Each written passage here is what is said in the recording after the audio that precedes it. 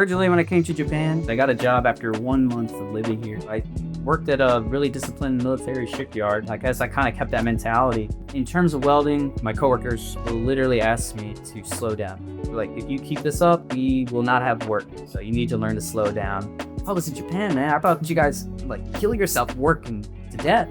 No, they're not like that, oh man. Hey there, and thank you for tuning in. We're excited to bring you another great conversation today. If you like the show and want to support us, please hit the subscribe button so we can keep bringing you great content week after week. And if you're feeling extra generous, give this video a like and share your thoughts and comments down below. Thank you so much. And now, let's get into it.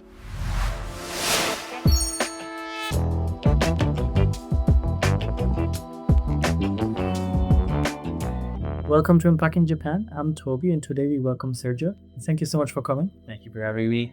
You work as a welder here in Japan at an industrial manufacturing company, and previously worked in the US on a shipyard for like ships.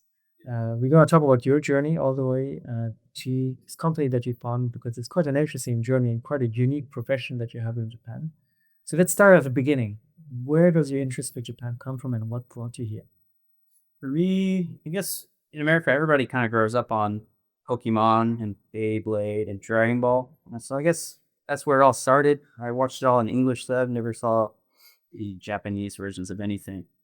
And yeah, eventually, I guess after I hit high school, Netflix kind of came into the picture and I had more easy access to it. And I developed my curiosity for it, but I never had the chance to go to Japan up to that point. It wasn't until maybe about 6 years ago I first came to Japan just to visit through work, actually. So that's what started to form me a little curiosity for Japan. What was our first visit like? It was great. It was 2 months. We were working towards the east side of Japan, the Kansai area, for some military stuff related. And they had us working 7 days a week, 12 hours a day. Oh, wow. But I still managed to make time to go visit around and see Japan. But it was during that experience that I first saw culture, the kindness of everybody, the food, the cleanliness. And I was just like, man, one day, if I could, I would love to live here, I think, just because it left such a good first impression. So you had like exposure to pop culture, but no clear desire to come here until you actually came for work. You said you were working in relation with like military stuff. Mhm. So back then you were working in shipyards, right? Yes. Can you tell me a little bit about that? Yes. I worked at a company called Newport News Shipbuilding. It's the largest industrial manufacturer in the state of Virginia. And we build nuclear aircraft carriers and nuclear submarines. We're the only one of company that builds the carriers itself and one of two companies that co-builds the submarines. Yeah, that's where I used to be. I was there for 9 years, and I was a nuclear pipe welder by title. So I got to see all the cool stuff, and yeah, it gave me a lot of skills that I've been able to prove to myself today and transfer around the world. So your title is nuclear pipe builder, Pipe welder. pipe So welder. That's very specific. it is. So for someone who's not so familiar with welding, what exactly does a welder do, and how do you get into these kind of very specific? So for the nuclear side, I guess anybody who works there can, in a way, be considered nuke. But once you officially get nuclear certifications or qualifications, you're allowed to go work those specific jobs. They're very strict. They're very to the point, very precise. So it took years, and the only way you get it, I guess, is, or at least in my case and some of my old coworkers, is you just work over the years. And if you're lucky, maybe you get sent to a crew that does that kind of work. And if your boss eventually recognizes your skills, he can recommend to his boss, like, hey, let's go get this guy certified because I think he's ready to handle these kind of jobs. Okay. So I was able to do those jobs like the last 4 or 5 years I was there. So it's great time, great place. And so as a welder, you basically put different metal parts together. Yes. So welding in general is the fusion of two base materials, whether it's a pipe or a structure, a plate, anything, and using one of like probably 4 main welding methods, depending on what's required. And it's bringing that together, and that's how we build systems and buildings and ships. I mean, welding is used for literally everything in the world. I think it's an undying trade, and there's never enough welders. You're always seeking welders in Japan, America, everywhere. So you have this experience, and I mean, it's so niche, right? Working on the American military and ships, and you start thinking, "Oh, I want to try to go to Japan maybe one day." Did you start formulating a plan of how you could get there or what to do about it? Yeah, eventually in 2020 was around, it wasn't a great year for a lot of people with the whole coronavirus. And I used to be in a seriously committed relationship, but that ended towards that year. So once 2021 started, I kind of just had a new perspective on life. I was like, at the time I was 26, 27, and I was like, I'm single, I'm free, I have no children. I was like, I have nothing holding me here technically anymore. And I was like, do I really want to stay in the shipyard, not knowing what it's like around the world, never taking a chance? And I remember the first time I came, like 6 years ago, I was just like, man, I think now is the best time for me to take a chance and try to figure out how to come to Japan. So I was just scrolling through Instagram, and a company called Gogo Nihon No, came up, and they're like, yeah, you can study in Japan under our student language visa. And they're like, we kind of do all the work for you. It's 100% free. And I was like, is it really free? Turns out it really is. It's completely free. You pay nothing, but I guess secretly, maybe you're paying for it in your school tuitions because that's how they get the money back, probably. But in terms of that, they handled everything for me. And any specific odd question I could ever ask, they covered it all. And they helped me come to Japan. And I ended up in Kobe because of it. So was Kobe your choice? You wanted to go there, or was it kind of just by accident? it was my choice. So right when 2021 started, and I was like, what should I do to get to Japan? Let me do some research on how to start with Japanese. I was like, at least I should learn something. I had no clue about anything. And I think a friend had recommended me, they're like, just start with hiragana and katakana. And that should be your basis. And then after that, maybe try private lessons. So I learned hiragana and katakana by myself. I used to, every day at work during lunchtime, I used to write it on my paperwork. My boss used to be like, what is this, man? I'm like, practicing Japanese. He's like, okay, do your thing. And I got recommended from a random guy at my old job about a website called like italki.com. Mhm. And it's like one-on-one private lessons with a tutor. So I originally did that. And my original teacher, I was with her maybe between 3 to 6 months, on and off lessons. But she taught me like really basic stuff like this is a pen, this is a drink, I like water, that level of Japanese only. And I asked her, I was like, where are you from in Japan? She's like, I'm from Kobe.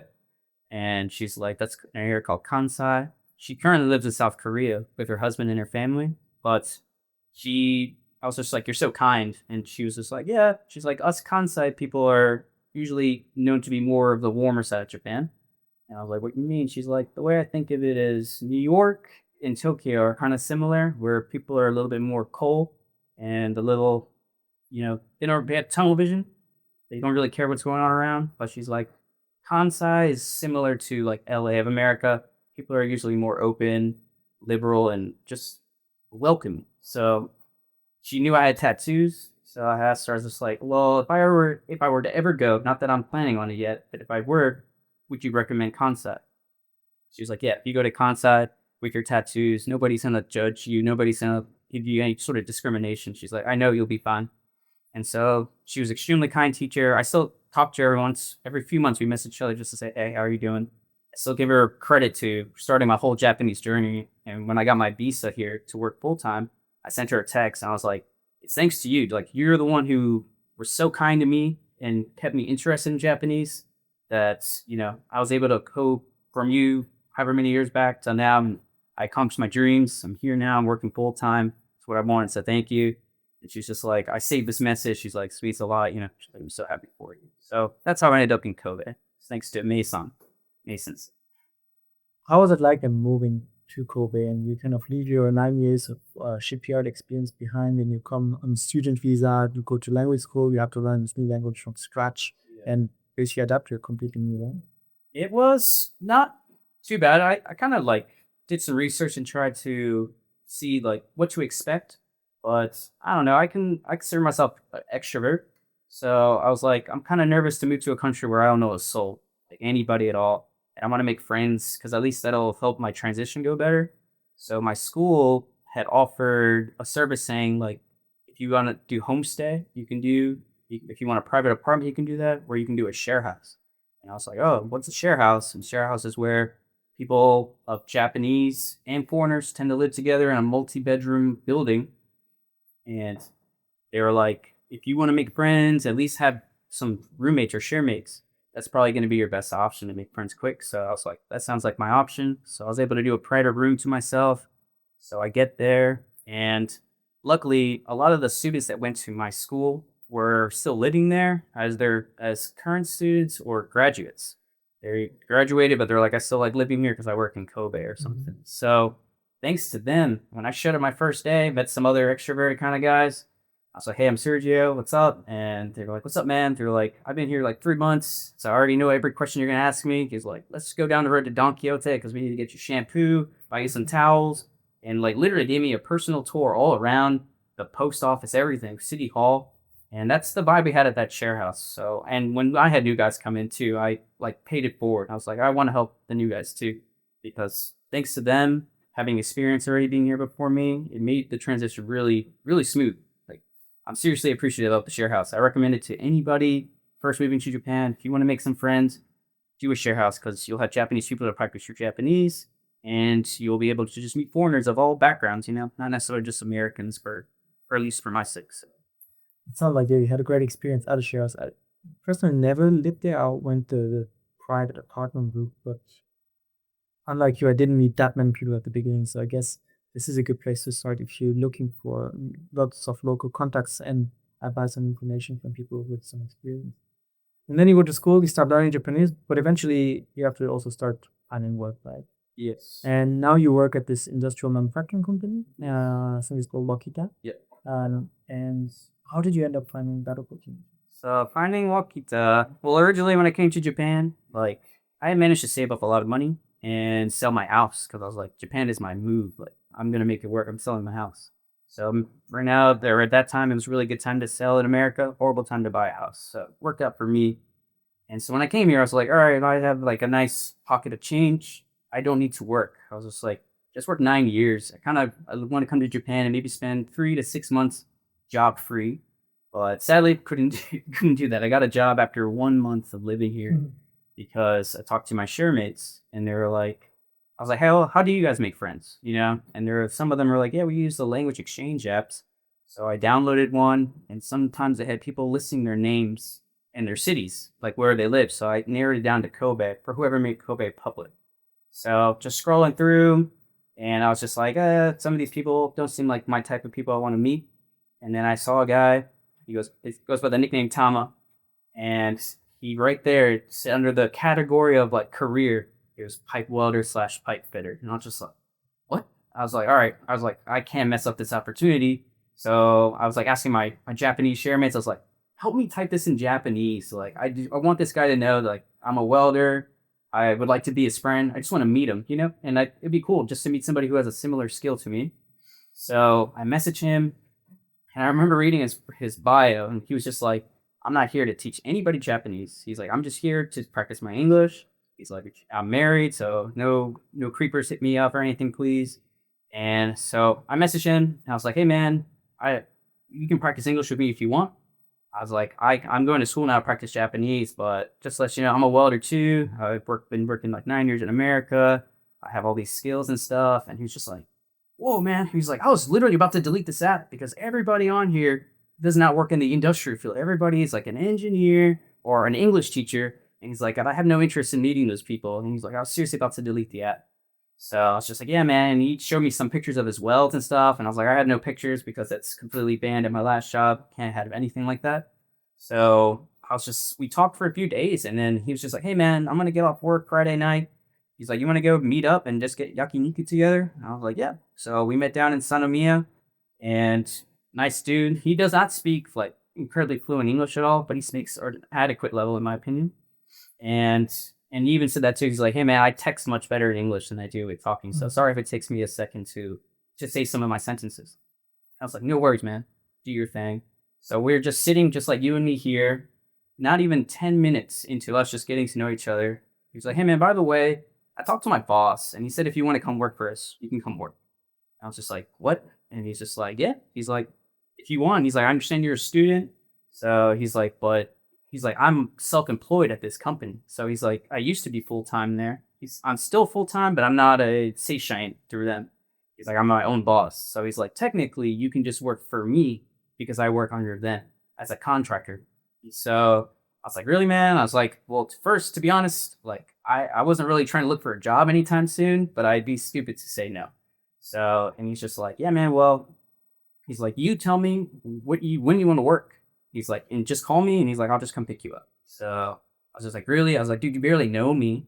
And he's like, yeah, I know, but he's like, at the end of the day, he's like, I know you might not want to weld anytime soon. He's like, but it's important you maintain your skills. So he's like, just come work a couple hours a week if you want. He's like, just maintain your skills. He's like, that's all I'm asking. So I was just like, okay, man. And before he's like, come to the factory on Sunday. I just want to see what you can do. So I go in there. He gives me like the uniforms because they wear uniforms here. And he only lets me walk for like 20 seconds. And he's like, oh, dude, you're good. You're fine. He's like, you got to come work with us now. And so I was just like, hey, man, well, based on my school schedule at the time, is it cool if I just work like maybe Tuesdays and Thursdays, kind of break up my week? And he's like, yeah, man, do whatever you want. He's like, you want to work 1 hour a week, work 1 hour. If you want to work as much as you want, he's like, you do what you want. He's like, I'm just here to randomly support you no matter what. And I was so moved by it. I was like, is this a sign that I'm supposed to be here in Japan? Like why did this opportunity come to me so easily? I always tell my friends like the stars aligned that day. It was like it was meant to be. And I tell that to my mom, but my mom will tell me like she's like, no, it's because I pray for you every day. So she's like, it's your prayers, not because you're loving, but it is what it is. From the story you tell me, I get the feeling that welding is kind of also a community. And there's the community of craftsmen that, the way you said he just wants you to maintain your skills and maintain your craft. Yeah.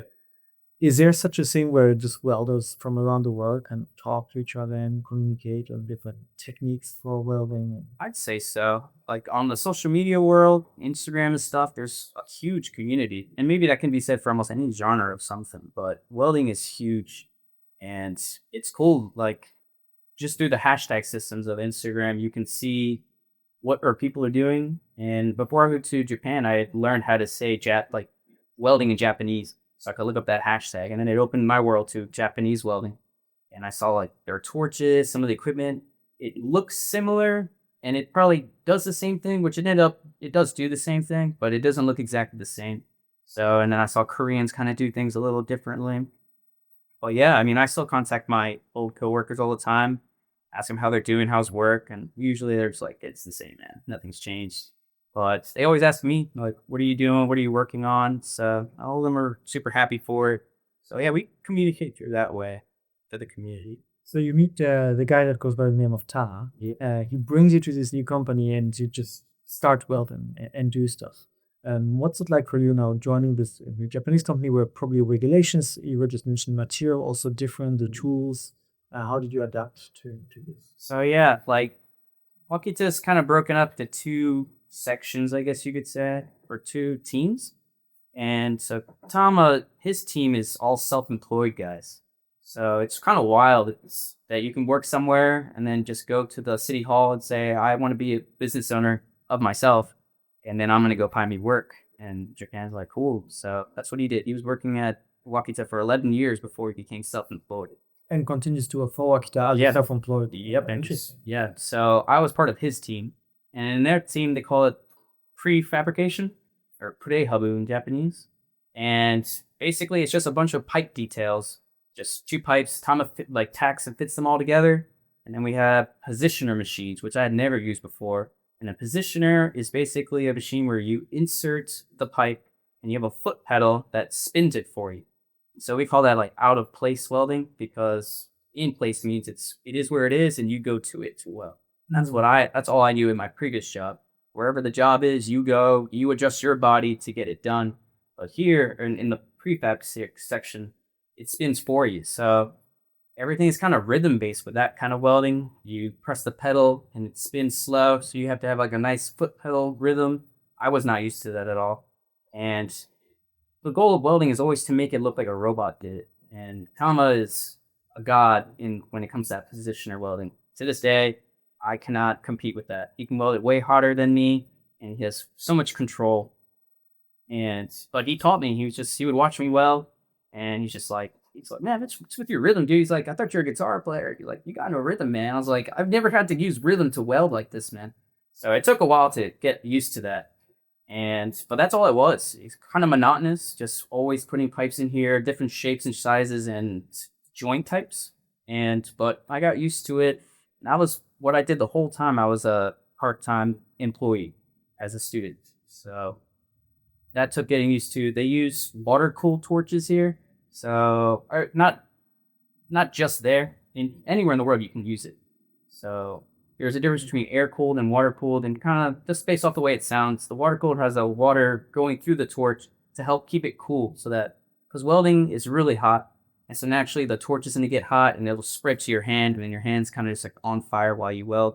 So the water cooled torch keeps it nice, kind of room temperature, and it's convenient because with this positioner welding, sometimes pipes are this big, and so you're welding for about 5 minutes straight, and it gets hot after just a minute or two of welding. So it's there to maintain the machine not breaking down. So You were saying earlier when you were talking about the work on shipyard that there are four welding techniques, yeah, generally speaking. Are the same ones here applied in Japan?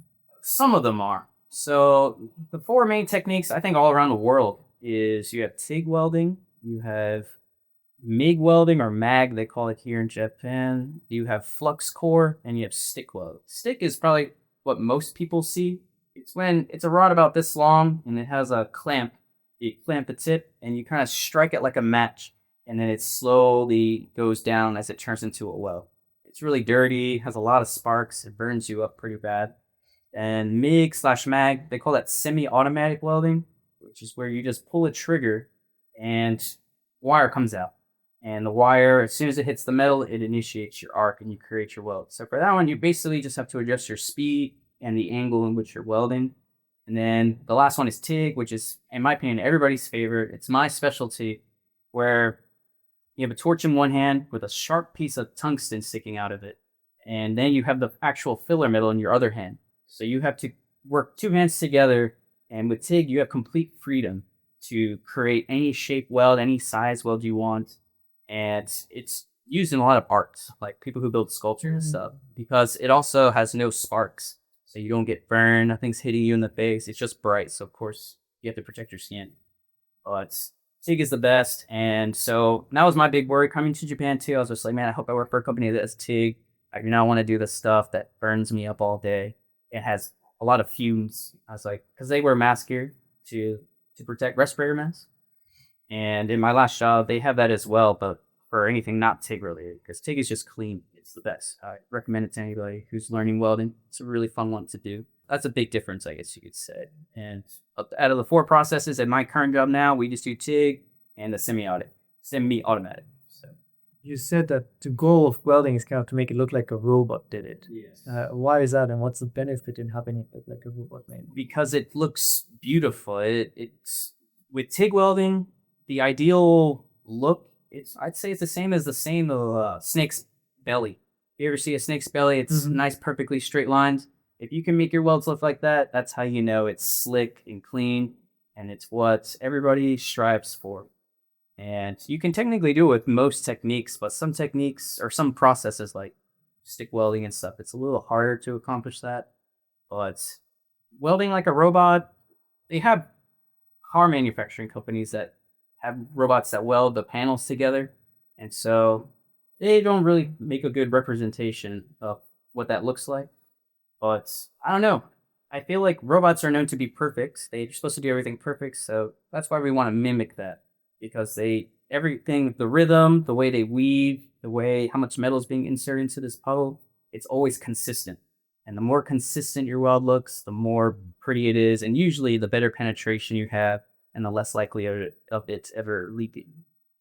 So for you, in the end, coming from working on Navy ships towards now making these industrial pipes is not a big change, right? It's like you still apply the same techniques and with the same goal in mind, just to something that's going to be used for something else. Basically, that's correct. But with like my previous job, so many more systems like this here in Wakita. It is refrigerator. We call them turbo chillers. They're basically these massive air conditioning systems that are designed to power hospitals, train stations, and just industrial buildings. So right now it's the winter time, so we're really busy now, and because everybody wants their turbo chiller by next summertime. So, but of course, building nuclear aircraft carriers, of course, they're AC on that. So I'm kind of familiar with building those systems, and but it's much that shipyard is extremely difficult to weld at. And so for anybody who can get good working in that kind of environment, always adjusting to the job, unlike here in a shop where the job essentially just adjusts to you, it provides you skills that you can take anywhere. So when I recently, like 6 months ago, I became full time at my job. So I've switched out of Thomas T because my visa, he didn't meet the qualifications as a company for me to get a visa through him. So I have the specified skilled workers visa now, and my company met that requirement. So that's why I asked. I was like, "Hey, is it okay if I transfer from Tama and officially work for you?" And they were excited. They're like, "Yeah, man, for sure. Like we want you to be full time for us." So they helped me through that whole process, and we can talk about that a little later if you want, because that's a whole thing on its own. Visas in Japan. Your visas in Japan and also like the specialty skill visa, right? It's a bit different than what most people get when they do like English teaching or working a corporate job. What are the requirements for you to get that? To get that visa, basically you have to pass the JLPT N4 or above, and every in the specified skilled workers visa, there's like 18 to 19 categories of within that you can find work. So I have friends that got it from school who are working restaurants now because that's considered a specific skill. I have a buddy now, he works in construction and he does painting of buildings. So but basically that's another thing too. You have to take a test based on the skill you're applying for. So I had to take they called it I don't know what you call it in English, like a specified skills welding test. And it said there's a practical in it, but it's not actually a practical where you weld. It's just another section that's knowledge based. But it was 40 questions, and the first 30 are like true or false, and the last 10 are like basically answers from A to D. I took that test the first time like a year ago, and I went on the website and I had my school help me try to find like what do I need to do to take this test? Where do I go? And they were telling me they're like you based on the website they have like a sample test, and the sample test had 15 questions on it with the answer sheet. So I was reading it and I was just like, okay, I know this information when I translate it to English. Okay, this is common knowledge for me, but the challenge is I have to learn all these welding specific terms for this test now in Japanese. It's only in Japanese. And apparently you can only take the test in Japan and maybe the Philippines and one more other country, maybe like Malaysia. So it's only here and it's 3 times a year. So like November, January, and the summertime.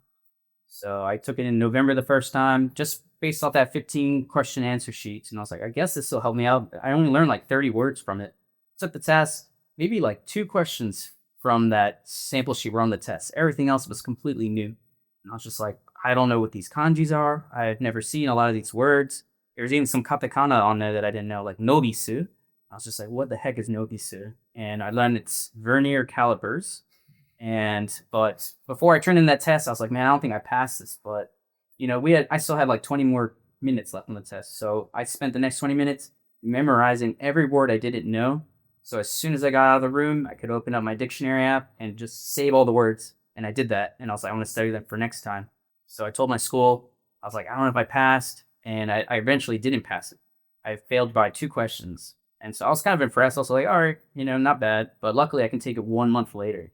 So I told my teacher about it. And with the specified skilled workers visa, it's technically a visa that was created to be an upgrade from like this technical interim training program visa. Technical training.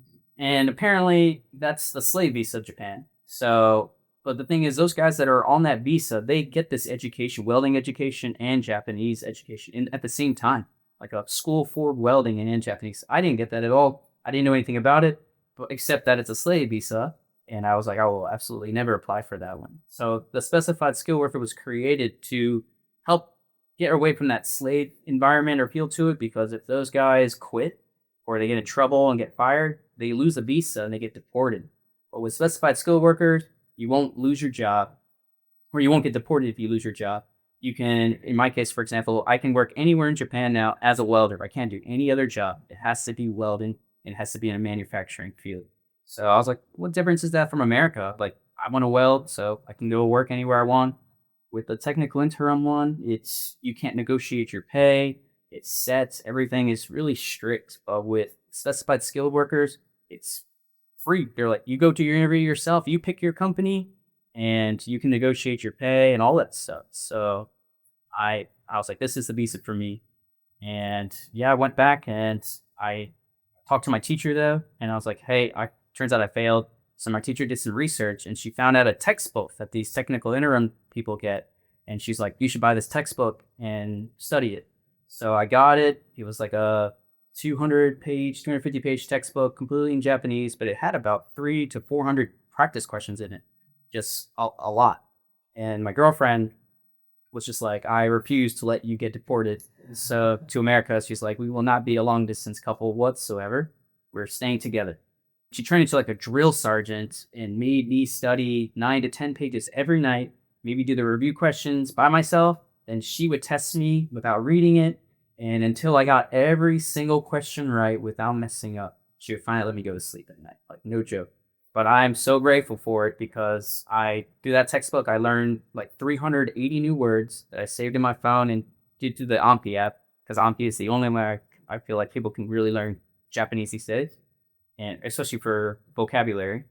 And in 1 month, learned 380 words, went back to the test. I was the first one to finish it, and I only missed one question because one question popped up that I did not recognize, and I passed, and it all worked out after that. So that specialty skill visa, you have to take this specific test that kind of checks your knowledge of the job you say you're a specialist in.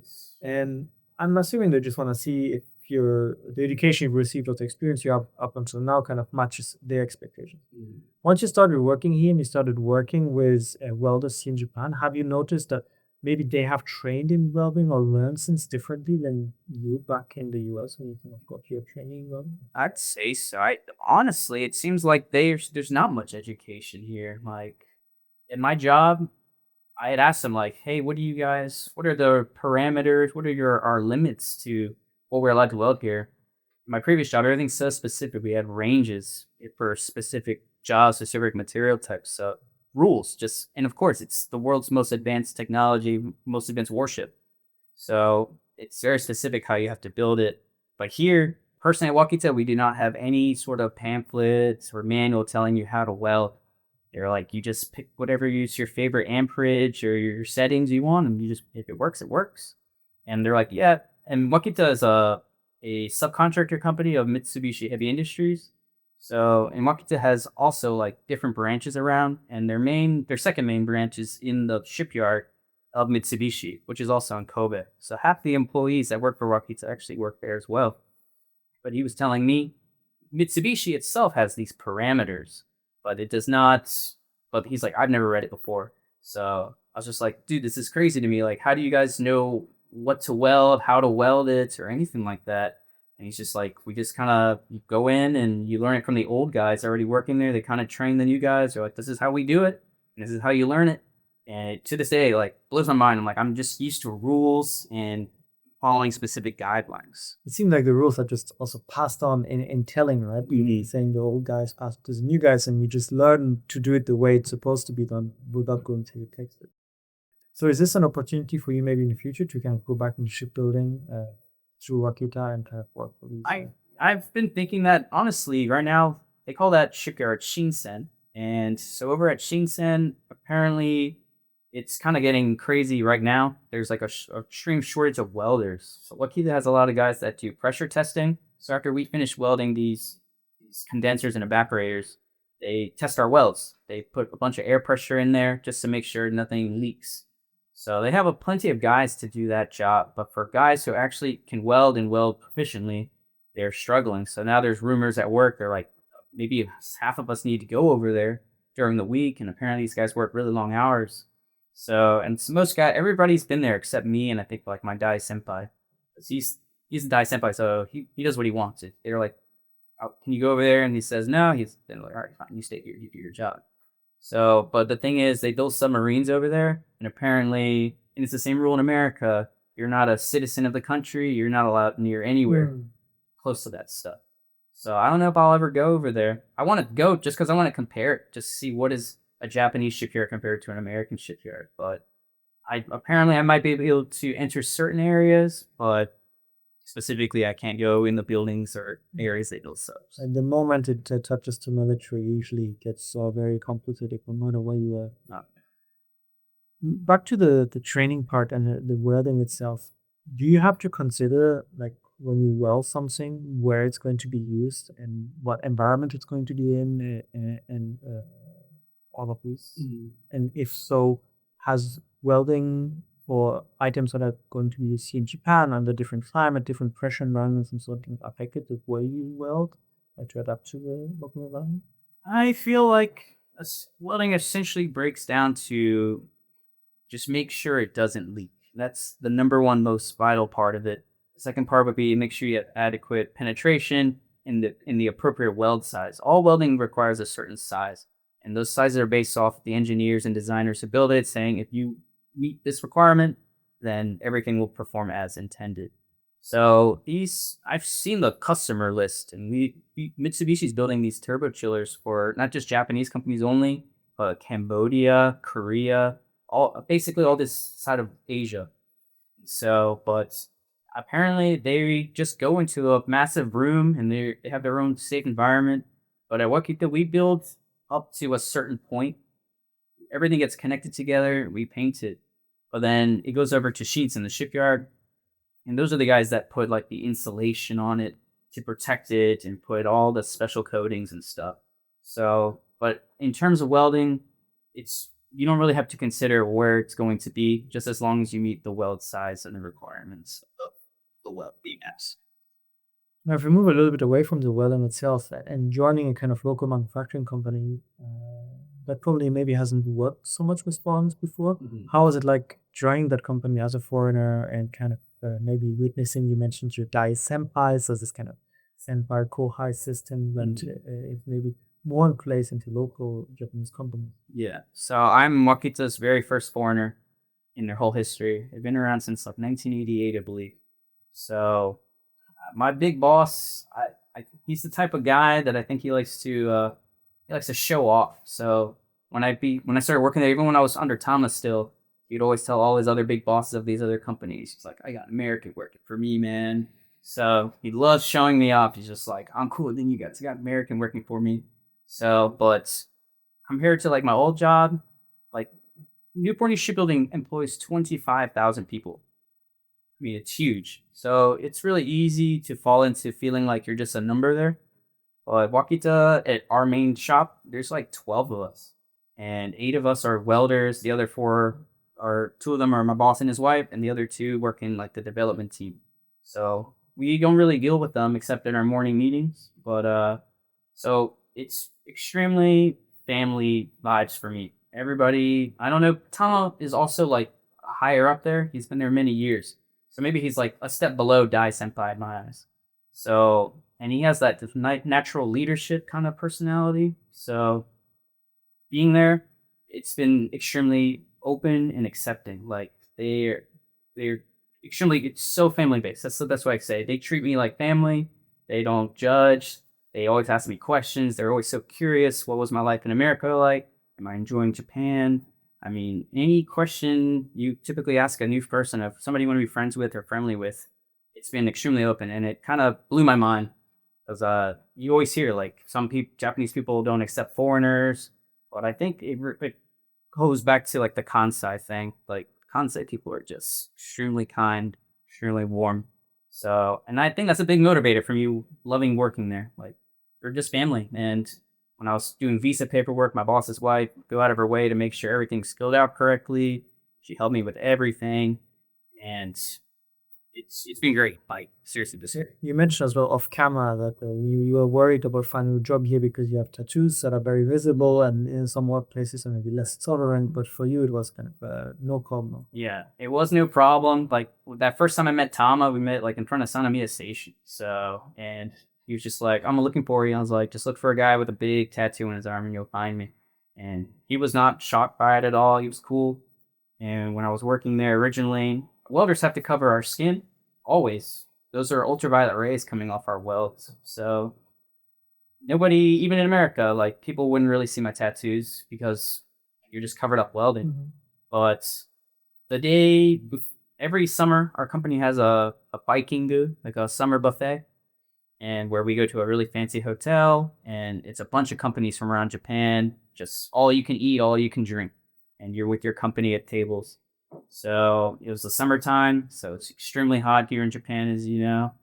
And but the day before, some of my coworkers, I was like, I don't know if these guys know that I have tattoos. So I was like in the locker room getting changed, going home. I was like, hey man, I was like, you cool with tattoos? And he was just like, yeah, I don't care about them. He was like, I was like, I had tattoos. And he's like, what?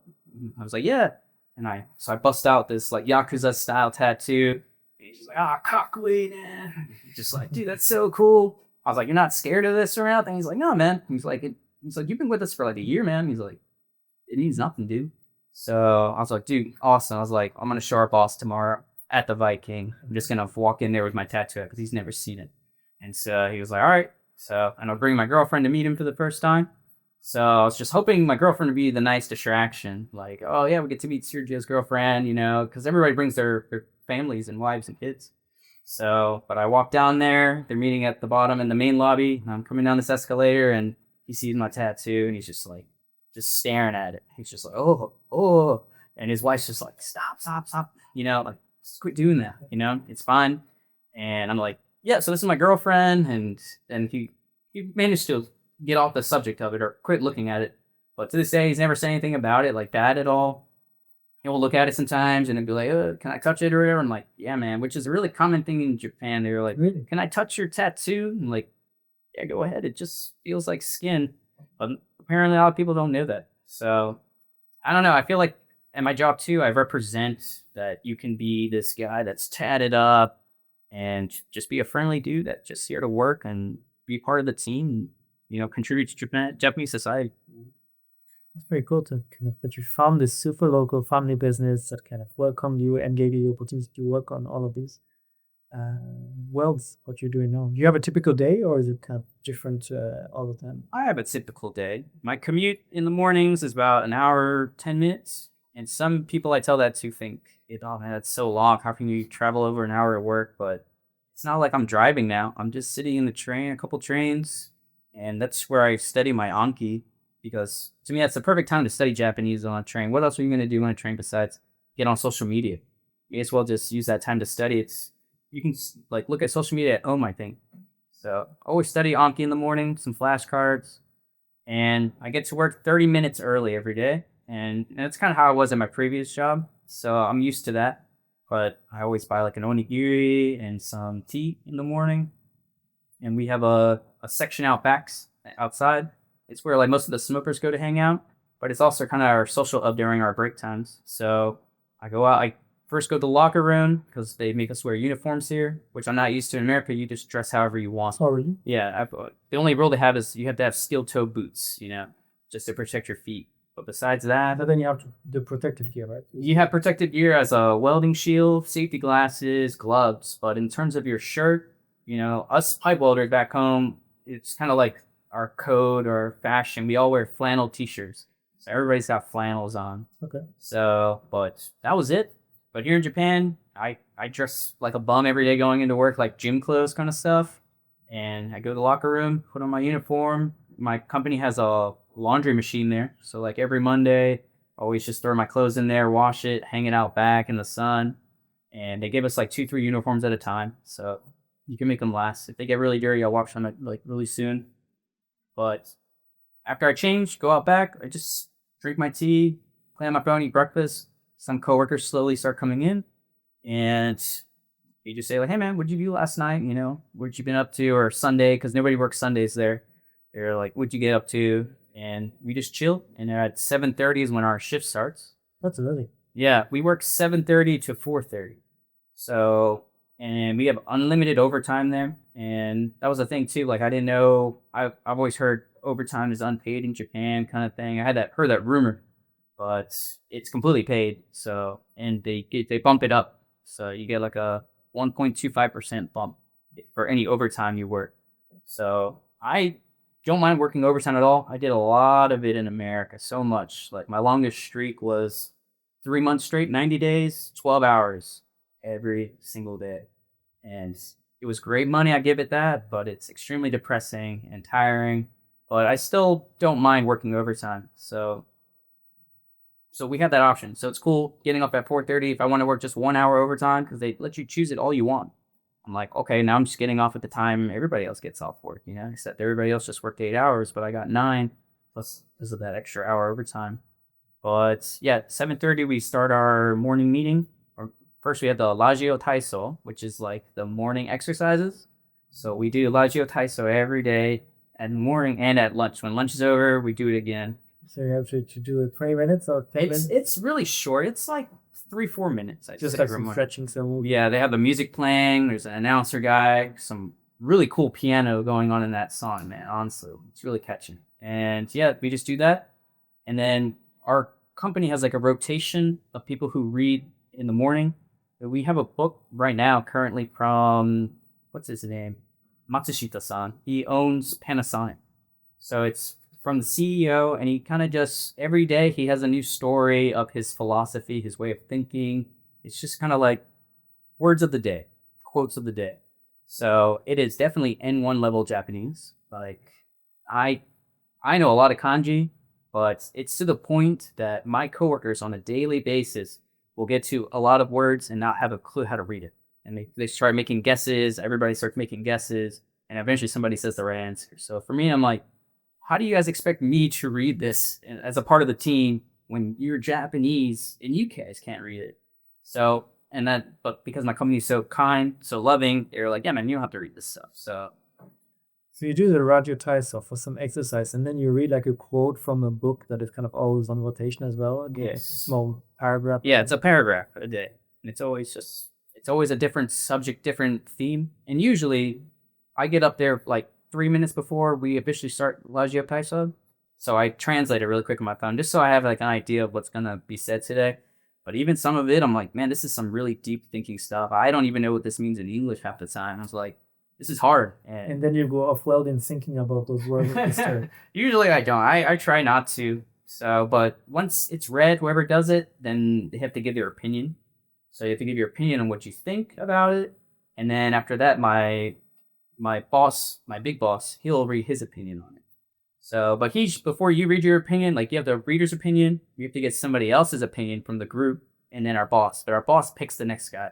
So up to this day, he's only picked me like 2 or 3 times, and luckily he's picked me on days where I understand it, so I can give my opinion or whatever. But some days I'm just like, please, man, don't pick me today because I don't understand a lick of this Japanese at all. This is extremely high level Japanese.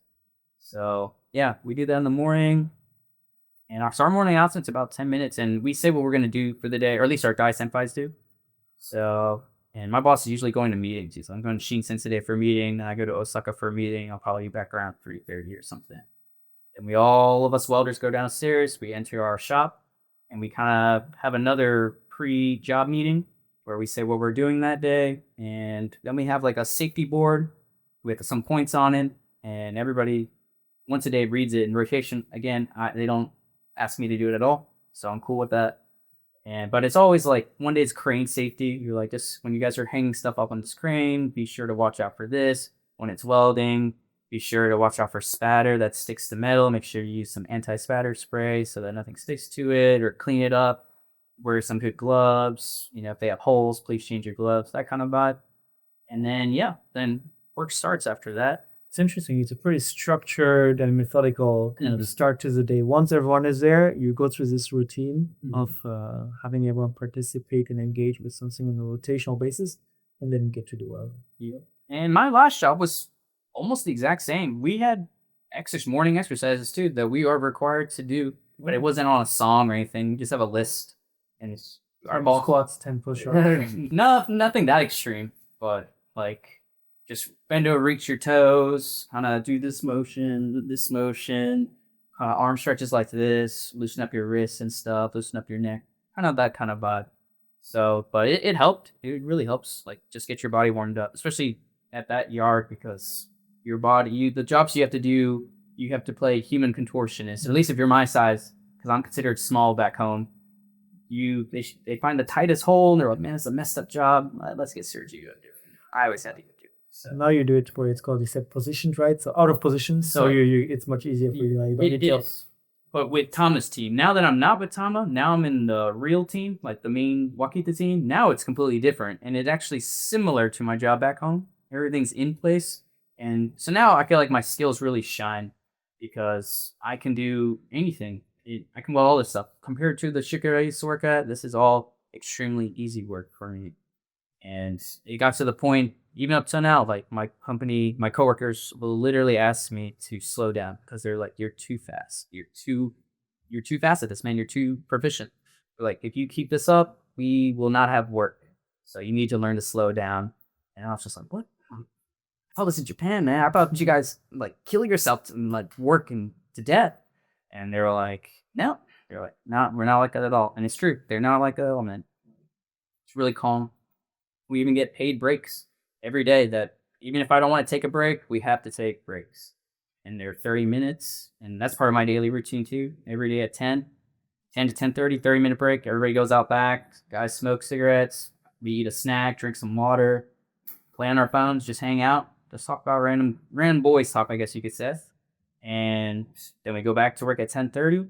And then the next hour and a half we work. Lunch is at 12 for 1 hour. That's a 1 hour unpaid break. And so usually most of us eat really fast. Or my company provides bento boxes for us. So we get food every day from the company. And it's always something new. So Sundays oden, some days it's spaghetti, some days it's tonkatsu, kare. I mean, it's a nice variety, honestly. So, and then at 1 o'clock, we go back down to the factory or to the shop and we do our Lagio Taiso one more time. And I have that brief meeting again right after, or like, anybody have any news? And that's when people say like, "Oh, I'm leaving today at 3:30 or I'm leaving at 4:30, kind of thing. If not, we all put our hands together. They say like something like, for example, "Shui yosh," which means "Are your surroundings good?" And we just say "Shui yosh," and then we go back to work. And then we work until 3 o'clock. And at 3 o'clock is our next 30-minute break. We all go back outside, just hang out, drink water or whatever. Just hang out, come back in 3:30, and then 1 hour later, our shift's over. You came on a student visa to learn Japanese at first, and you had no experience speaking the language. You know, you work in this small family business where everyone only speaks Japanese, and you have a lot of technical terms. Like you said, you have to study to pass the test. How's it been like on the language side to kind of mix in with your coworkers and this very specific environment? It's been great. Honestly, learning those specific terms has helped out a lot when I have specific questions on like what they want me to weld. 'Cause, yeah, there's not a lot of katakana related to welding, surprisingly, and there's techniques that we use in English that don't have the same name in Japanese. And but for me, when it comes to speaking in Japanese, that's always been the number one thing I practice. I don't know. In Sanomiya, I think it had like has a big bar culture.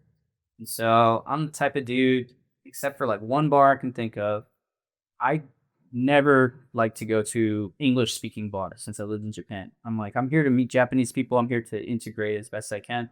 So that's where I got all my speaking practice from. It's just going to Japanese bars, even from living here a month. I always have a dictionary on, like dictionary app just in case like a new word comes up and I don't know what to say or what it means. But that was in the beginning where I struggled. But usually you learn as a foreigner. Japanese people always ask the exact same questions, no matter who they are when you meet them the first time. Like, where are you from? How long you been in Japan? Do you have a girlfriend? What do you do for work? That kind of stuff. So it eventually just comes out so fast and so natural. So of course I had those kind of conversations at work.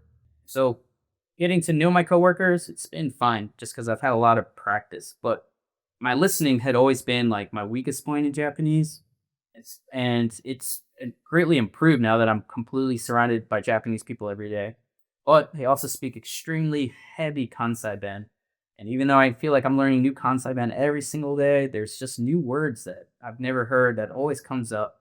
So sometimes I'm in the conversations with them. If I know what's going on, I just join and we all just talk about whatever. But if it's our break time, there's some guys that we just there just playing our phones and reply to some messages and stuff. So it's been fine for me integrating.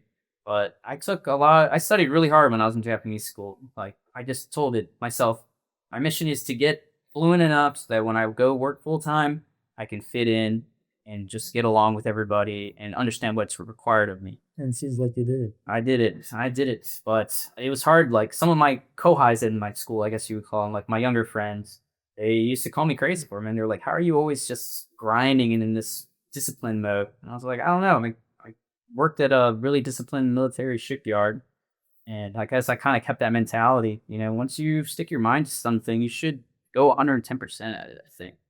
You came to Japan the first time for work, working on the military base, and you started thinking maybe one day possibly. Now you're here, you're working full time, you have your specialist visa, you work at a company you like. How do you feel like looking back on this journey of the last few years? You know, I mean, I'm proud of myself for one. I 6 years ago, me would never have guessed I could speak another language. Period. Most Americans, I feel like, don't think we will ever speak more than just English. It's a universal language. So when I was in Japan that first time, like 6 years ago, I only knew arigato and sumimasen. That's all I knew. I didn't even know how to say the gozaimasu and arigato gozaimasu. No clue. Couldn't physically pronounce it for a long time. And yeah, man, I never would imagine it would work out the way it did. And I'm extremely grateful to Tama. And I tell him all the time, like, you saved me, man. Like, you made my journey much easier than it could have been. And because I have friends here that are struggling all the time to find jobs. They really want to work. They have skills, but some Japanese companies just don't want to hire foreigners, I guess. And but I think it depends on what country you come from, your personality. I think personality plays a big part. But I'm extremely proud of myself, man. Like, it's a dream come true, honestly. Like, I made a dream. I set up a dream and I made it happen, you know? So, and it's been nothing but rewarding the entire time. And I guess you'll have plenty of work to do at Wakita with all the lack of welders here in Japan. And you're not going to run out of metals to put together. Sergio, thank you so much for coming and for sharing your story and insights into what it's like to work in industrial manufacturing. It's super insightful. I learned a little bit about welding and certainly got more interested in this. Thank you for coming. Thank you. Thank you everyone for listening and watching. This was Unpacking Japan, and we'll be back again next week. Bye.